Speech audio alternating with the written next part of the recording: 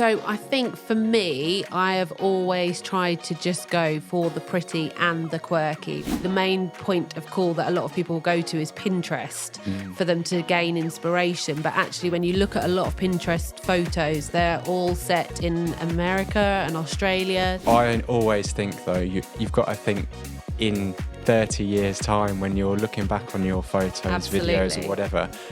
Are you still going to be happy with it, how it looks, or are you going to be a bit sort of embarrassed? Yeah, a lot of the time people will work on things that are quite small, that aren't necessarily noticeable. I mean, everybody keeps saying that this year it's going to be more colourful than ever before, and I think that's really important. There's a big trend at the moment just to have something as simple as like a ribbon and a bow around your candles. That's going to be a huge thing.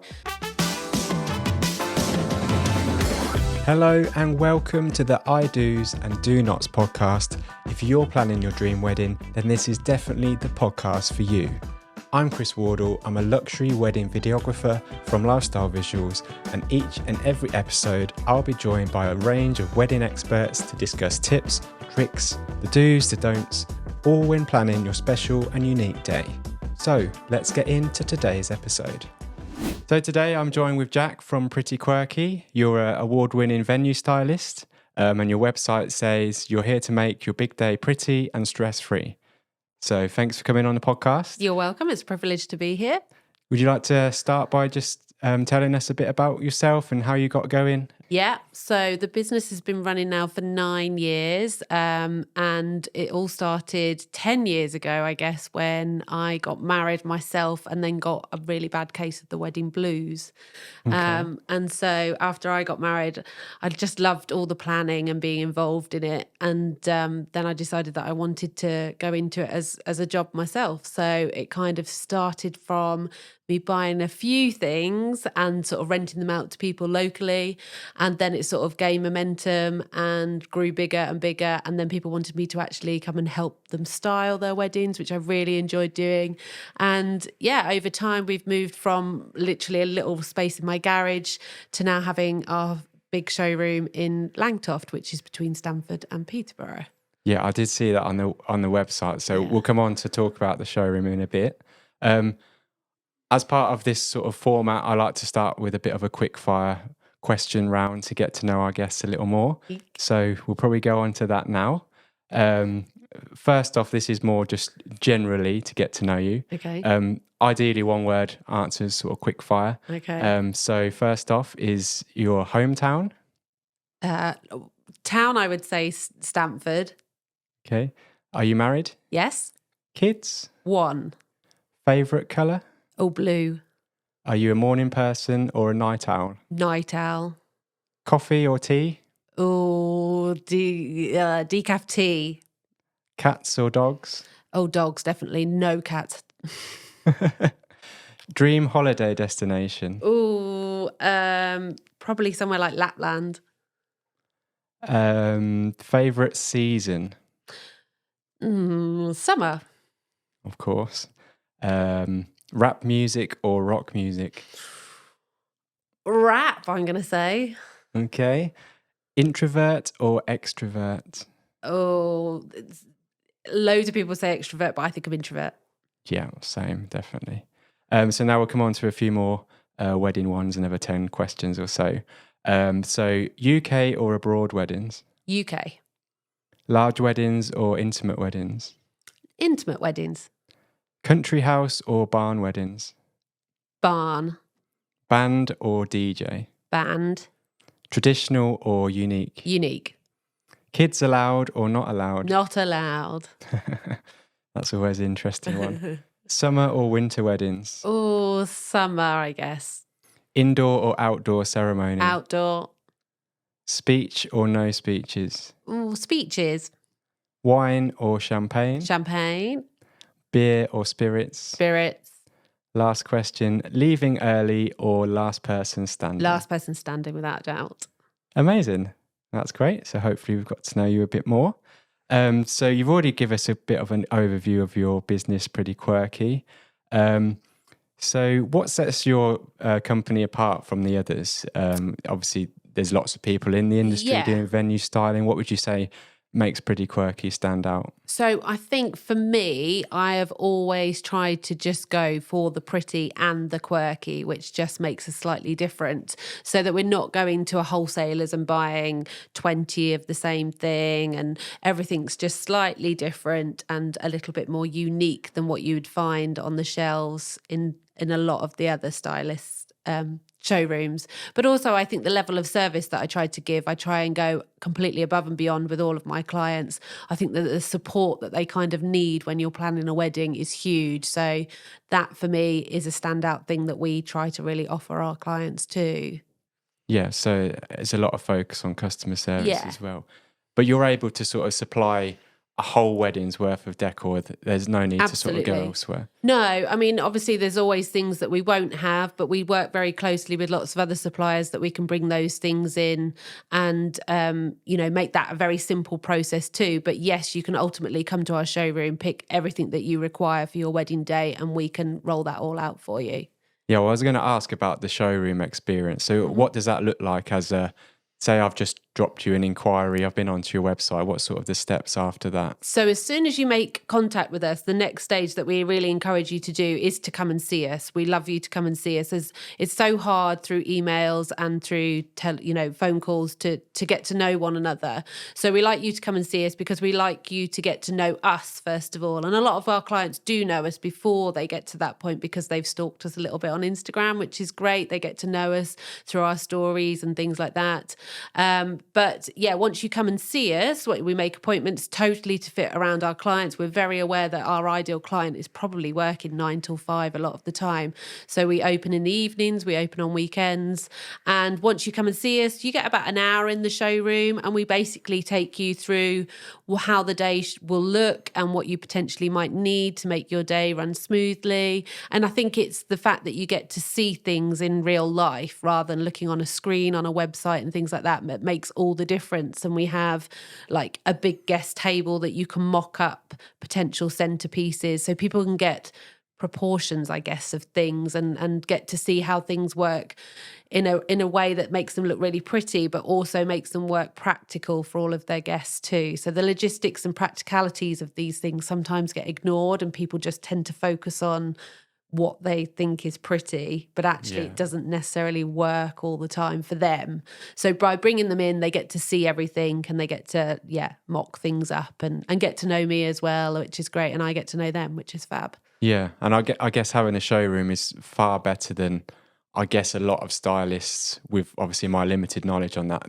I guess it's a lot of photo-based stuff and people choosing stuff from photos that may be edited and then look slightly different in real life. Absolutely. I'm sure that happens a lot. Yeah, a lot. So obviously the main point of call that a lot of people will go to is Pinterest for them to gain inspiration. But actually when you look at a lot of Pinterest photos, they're all set in America and Australia. So it's always sunny and beautiful weather. A lot of them are outdoor. And a lot of the tables are set for just photo shoots. So they won't have like a properly made up table where they've got glasses all on it and so that you can actually see your centerpiece and things like that. So yeah, it makes a real difference being able to come and actually focus on what you're going to have and how it will look in your venue. Because that's the hardest bit for a couple. They don't get a dress rehearsal. Yeah. They're building this picture in their head and it's hard to visualize. So can you kind of put together a kind of mock-up that they can see like as it all comes together? Is that what you tend to do? Absolutely. Yeah, we do that. So we'll work them through. I have certain stages that I work through the day with them, and we tend to come at it an angle from the guest's point of view, because you'll find that when you're a guest at a wedding, it's a rather long day. Whereas I believe that if your guests are really happy and having a good time, that's just going to make for a great celebration, make for a good day. As the couple, you're always slightly behind or slightly ahead of everybody else. So we really focus on the guests and what they need and what decor you need throughout your venue, depending on where your venue is, because a venue that is a marquee is going to need a lot more decoration than what a venue is going to need that's already set up for weddings and geared up for weddings all the time. So yeah, and that's what's helpful about being in the industry for as long as I have been. I know quite a lot of the venues and how they work and what suits that venue and what doesn't. So yeah. Well, that was one of the things I was going to come on to, which I guess we can go on to now, is obviously I know as a videographer that part of my job is to film all the decor. So I see sort of all this trends and everything come and go. But equally, I noticed that obviously it's very easy to think that you've got your reception room that needs loads of decor. But actually, a lot of venues have so many different areas that if they're just kind of left plain as they come, or like plain as they come off the shelf, then you're kind of missing a trick to sort of add that personal touch to it. Yeah, absolutely. So it's working your way around the venue and realizing these areas that potentially need something. But a lot of the time people will work on things that are quite small, that aren't necessarily noticeable, and will be drowned out once the area is filled with people. Yeah. And when actually they should be working on a bit of a larger scale.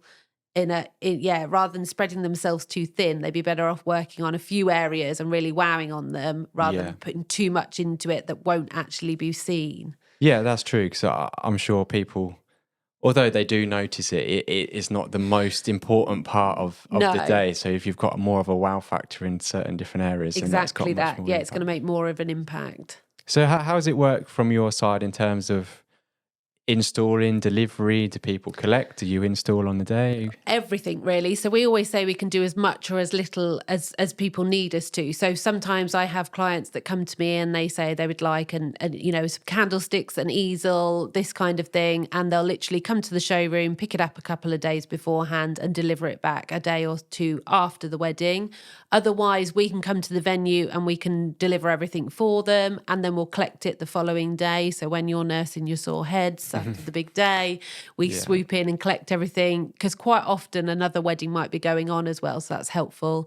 Or we come to the venue, and because a lot of venues work in a way that you can only get in by a certain time, and also people don't want the stress of it. I think once you've spent an awful lot of money on a wedding, you don't want then to spend your wedding eve, as I call it, rushing around, organising and styling and having the pressure of that. So we relieve that pressure and we come in and we can set up everything for everybody too.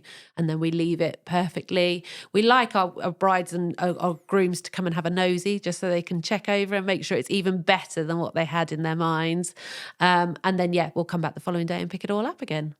Okay, amazing. So what about working with presumably florists and that kind of thing? Have you got relationships with florists? Yeah, lots in the local area. So I get asked for recommendations for certain people all the time in different areas, including, videographers like yourself. And it's really important over the time that I've been working with people that I've built relationships with all suppliers, because I want to know before I recommend anybody to anybody that they're going to not only get a really good product, but get a really good service as well. That's really important to me.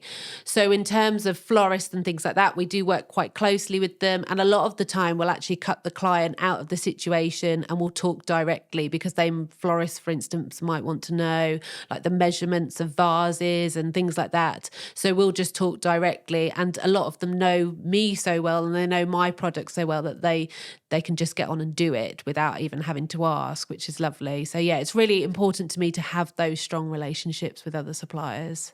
Yeah, and I imagine that there's a lot of crossover where the flowers may be interlaced with some of your decor, or absolutely, vice versa. So you've got to make sure it all ties together. Yeah, exactly a final that theme. Yeah. Okay, and what about working with trends? What's your opinion on trends? Do you feel it's best to stay with like the classic, or are you all for sort of trends? I'm all for. I don't do packages, and I never have done packages because I don't think a couple should fit into a package. I think everybody's unique and they should go for what suits them. So I always say that I'm bespoke, which sometimes scares people because they assume it's expensive, but that's not necessarily true. It just personalizes it to them. When it comes to trends will always come and go. I actually think as a county, we're probably a little bit behind with trends. We have neighbouring counties that are far more ahead with certain trends. But you'll notice with trends, a lot of them actually come from places like America, Australia, and come over. And some will stick and some will just come and go.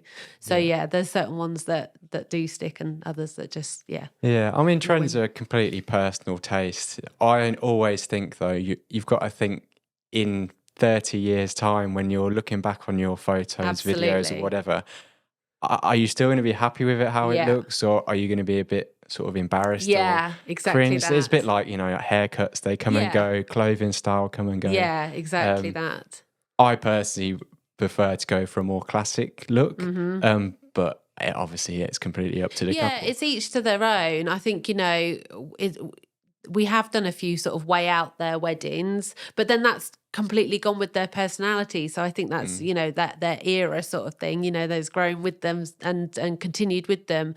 But yeah, I think there are a lot of trends that are just a little bit too crazy, but it depends, like, it goes with your personality, doesn't it? Yeah. Yeah. So if you were to have your time again, how would you be styling your own? My own wedding, literally before didn't have anything to do with weddings when I got married. It was literally a trigger from once I got married that I decided to go into the industry. But I actually I don't think I would change anything. Or maybe what I would have changed is less Hessian in my wedding. Yeah. Gone a little bit more classic with like white tablecloths and not had as much Hessian, I would have said. Yeah. Okay.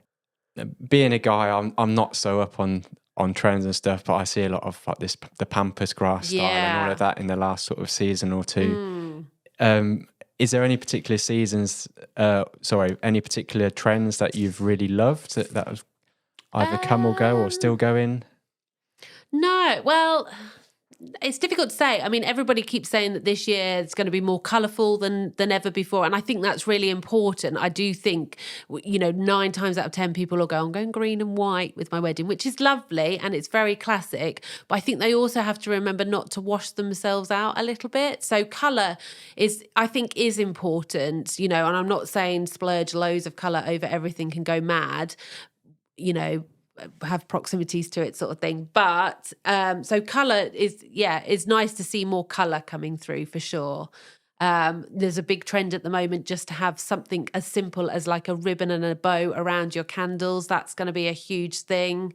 But on the whole, I think everybody's just becoming a little bit more personal with their weddings, which I love. I think people are realising that they're not held within the realms of traditions anymore and they can kind of make it personally theirs. And there's so many little ways that you can do that. You don't have to go way out there with a massive trend to do that. Yeah, okay. So as a kind of couple to be, where would you advise that people look for inspiration? I know you mentioned Pinterest earlier. Yeah, Pinterest is amazing, but it's also such a vast thing. Like I always say, you can start planning your wedding, but before you know it, you've like re-landscaped your garden. Do you know what I mean? Because it just leads on from one thing to another very quickly. However, I think if you're quite strict with it and make yourself different boards and you put things into different boards, then it can be really helpful. But you can gain inspiration anywhere. I mean, even if you just take a walk outside. I remember I was looking for the colours of my wedding and there was some specific colours I kind of had in my head, but I couldn't really find them. And the place that I did put my hand to them was in an aquarium, which sounds really random, but the colours within sort of like the within one of the fish tanks was like, that's exactly the colours I was sort of looking for, but I hadn't managed to nail it anywhere else. So you can gain inspiration from the strangest of places. So, like when you're out for a walk, looking at nature, that kind of thing, so yeah, but. So just take some photos if you spot anything. Yeah, and collate shop it windows and things like that. You can gain real good inspiration from. So yeah, things like that. You'll be amazed where you can find inspiration from. Yeah, and I'd also say probably once you've chosen a venue, you can look through previous wedding galleries, either from the venue or your photographer that you've booked. Absolutely. You'll be able to get inspiration from that. Yeah. Obviously, Google as well. Yeah, absolutely. I mean, I always tend to tell my clients to stalk their venues. Venues are actually not very good at putting their own photos on. No. Whereas if you can go onto Instagram and you look at your venue as a location tag, you'll get lots of photos then that the rest of us suppliers have put on of that venue, and also guests have put on. So you get to see sort of like, I don't know, you can sort of look through people and sort of see what other decor they've used there before, and also how things look, as in terms of they've got 7 tables in that room. So it's a really good, useful sort of way of researching your venue. That's a really good tip, to be fair, for any supplier. Mm-hmm. Like go on either your venue's page or more so look on the location or hashtags for the venue. Yeah. And you'll be able to see potentially years worth of previous weddings. Absolutely, yeah. I mean, I post all my weddings on Instagram. I tag the venues, I tag location, hashtags, everything. So that's how I get discovered by a lot of people. Yeah. I'm sure the same for you. So what about for a client who's a little bit limited on budget? What would you suggest they should focus on to sort of make the most of? So again, not working on too smaller things really, like picking a few things and wowing on them. But to be honest, budget-friendly weddings are probably my most favourite because I am full to bursting with loads of ways and tips that can help you, be resourceful and reuse things. And anything you do, spend money on, the more longevity you can get out of it in the whole of your day, the better. I don't think it's sustainable to have things and just be used them for your ceremony. Flowers cost an awful lot of money and everything costs a lot of money these days. So the more you can reutilize something, the better. But I would say not to work on the small things, to work on sort of like a wow factor that's going to be seen throughout the whole day. And you mentioned sustainability, which again was something I was going to come on to. Are you seeing more sustainable and sort of eco-friendly options, or are we still not quite there yet? I think it's a work in progress for sure. I mean, coming to somebody like myself straight away is sustainability because you're renting and you know that the items are going to be reused. Whereas a lot of people, that are buying stuff and then literally struggling to resell it or giving it away or it just ending up as refuse is just not a sustainable way of doing it. But yes, I think slowly we're getting there. Definitely florists and people like that are looking into more sustainability. But yeah, us reusing our stuff as much as we possibly can, that for us is a big thing. Yeah, I always find flowers a bit of a challenge because I don't personally love false flowers. No. They always look fine on images, but I find in person I don't particularly love them. I wouldn't want them myself. But looking from the other aspect, it seems to be such a waste that the flowers are they're perishable items at the end of the day, flowers. However, I think that if you're going to go with faux flowers, you have to spend an awful lot of money to get good quality faux flowers. True. So if you're looking at it as a budget thing, you're probably better off buying real flowers to start with. But I think also there's many ways that you can reuse your flowers. I always say to people that use the bouquets as decor too. So have vases ready for them to go in. A lot of people are going for like tall pedestal kind of arrangements. Well, those flowers could be used as thank you flowers afterwards for mums or for mother-in-laws and things like that. And a lot of people I know who have big archways and things like that made actually deconstruct them and then they give them to care homes and places like that. So I guess you're getting dual purpose out of them that way, but flowers are always going to have a limited life. Yeah. Things like archways as well. I know on our wedding, it started off at the ceremony and then got moved somewhere else later in the day. So kind of got two sets of eyes on it at different parts. Which is exactly what you want, yeah. Yeah, exactly. So that's also an option. Again, if you're kind of limited on how much decor you can purchase or hire, you can always move about. Things, absolutely. But as a couple, make sure that's not your responsibility. No, the last thing you want to be doing is popping an arch on your back and heaving it across from one place to another. Yeah, it's very easy to say, oh, we'll just do all that ourselves, but you're meant to be enjoying the day and it goes so quick. So fast. And you wouldn't have time and you'd have the best intentions of moving it and reusing it, but the likelihood is it'll probably end up staying where it would be because you don't have time to physically do that, Definitely delegate people to help. Absolutely. Either family, groomsmen, groomsmen else. have been given a title for a reason. So give them, make sure they're doing their jobs, pulling their weight for sure. But venues are really good now too. And if it's a venue that's run by professionals, I mean, it's a bit different if you've pitched up a marquee in the middle of a field, but venues will have staff that should be able to move things for you. Yeah, that's also true. And if people have wedding planners, they can get involved in helping people as well. Yeah. So do you have any other general advice that you either give your clients or you'd give to anyone listening that's planning their wedding and they haven't ticked any of the decor boxes so far? Okay, so my first bit of advice would be to buy my book that I released last year, which is just available on Amazon, and it's just to simplify everything because it can be such, a so consuming working out what you need, and you've never done this before. The majority of us have never learned how to, plan a wedding, and you have to educate yourself on how to do that. So it's great going window shopping and looking at all the things that are available to you, and you should totally do that and indulge in it. Why not? But eventually your head will say to you, God, I need to narrow this down now because it's too much. So the book will simplify everything for you. But even just coming and seeing us in the showroom, we can just take you through it step by step and narrow it down into the areas that you need, because otherwise it can just seem so vast in your head that I think it's important just to break it down into simple stages. And once you have those simple stages, then it will just come together really nicely.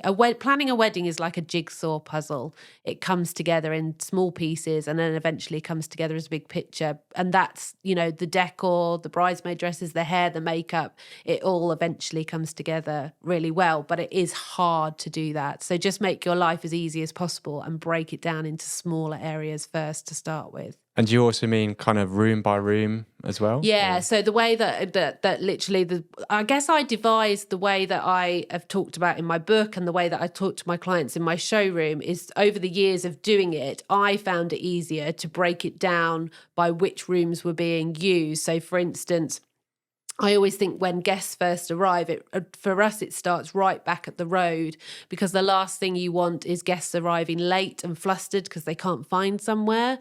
So like me coming here today, you said, don't trust the postcode, and it should be the same for guests. If you don't trust the postcode, tell them that, because you don't want them rushing in late. So make sure you've got good signage, I was going to say signage on the road away from the venue. Absolutely. Venues often don't have good signage. No. They kind of rely on whatever. Sally and Josh's wedding this way with an arrow. Exactly that. And even long driveways can be a little bit like, oh my God, are we going the right way? So just by putting a few ribbons on a few trees or something just reassures people that, yes, there's something, you're heading in the right way.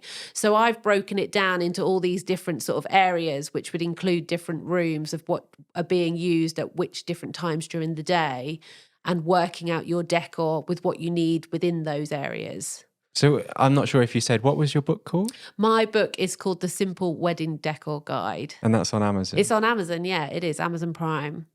$15.99, so it's a steal, because I guarantee you it will save you way more money than, it saves a lot of time, because it teach you how to source things and where to look for things, but it will save you an awful lot of money because it will just simplify things for you.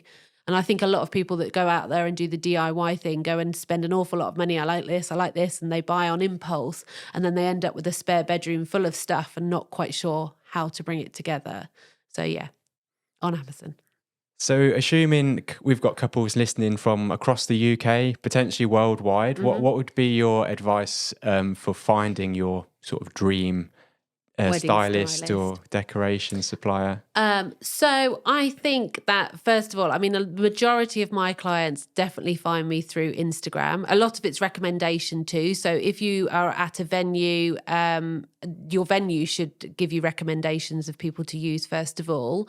And they will be familiar with your venue. So that's a real plus, because they know how the venue works and they'll know the best places that need to be dressed and things like that. But Instagram is such a visual platform, which is great. And I think you can, we touched on it before about using hashtags to find certain people in certain areas, and also being able to see who's decorated your venues before. So definitely Instagram is a good way. But Google searches, ultimately, word of mouth is a great one. Do you know what I mean? What do you think about these sort of wedding directories? I don't know if they're a bit hit and miss. Yeah, I don't use any of those. Obviously, as a wedding supplier, you'll know that we get touted for those kind of things all the time. But equally, you probably have to pay an awful lot of money for them, I should imagine too.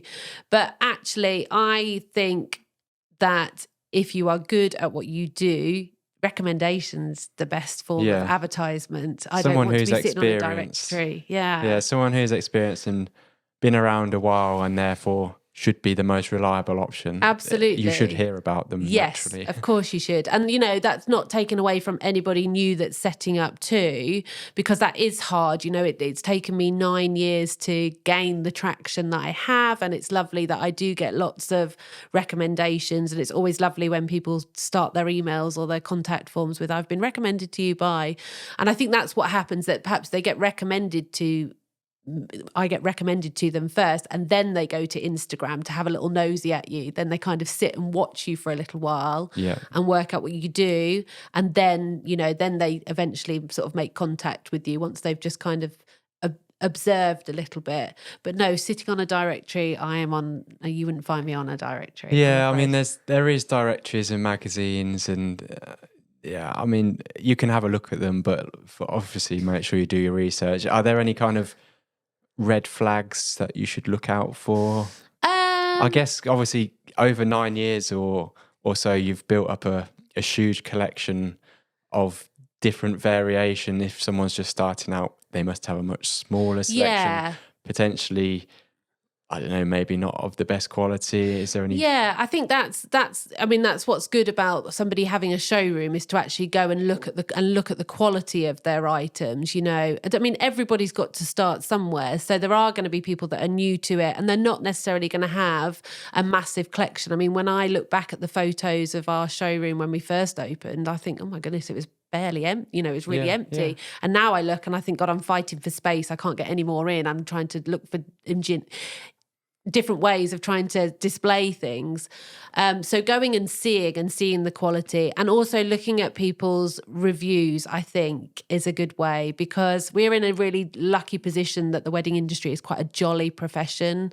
And people, are really good at coming back to you and giving you good praise about their day. And that's lovely. It's really nice as a supplier to have that feedback. So look at people's feedback, what they're getting. And like I said earlier on, I think it's just really important that not only you're getting a good product, you're getting a good service, because when it comes to your wedding day, you are going to wake in the middle of the night with things that crazy thoughts that you're going to have. And I think knowing that you can pick up the phone to somebody, or you can pop them a message and you're going to get a pretty quick reply within sort of 48 hours is really important. And as that piece of the puzzle goes, you might need that piece of the puzzle to make the next piece of the puzzle add together. So that's really important. Amazing. Well, I think that's been a really insightful conversation. The last thing I tend to end on is what I call the controversial question. It's not too controversial, but I'll ask it anyway. The question is, if you were planning a wedding, what's the one thing you would cut to save money? Ooh. It could be anything. And it could be to save budget, or just something you don't feel is really necessary or overhyped. Okay, what would I cut? I think I would cut I was going to say I would make the cake people's desserts for sure. So that's a great idea, because I see so much cake wasted. And I would also cut favours, because for somebody who goes to weddings the next day and sees so many that are left behind, I think the only things that are never left behind are alcohol. But you're lucky if your venues will let you have alcohol, because sometimes they'll charge you corkage, and lottery cards. But loads of other favours. People will spend hours, bless them, making beautiful things, but they get left behind. So I'd cut those too. Amazing. Well, thanks so much, Jack, for your time. You're welcome. There'll be links below to find yourself on social media. So if anyone wants to reach out and get in touch. Thank you. Thanks for your time, and catch up soon. You're welcome. Thank you very much.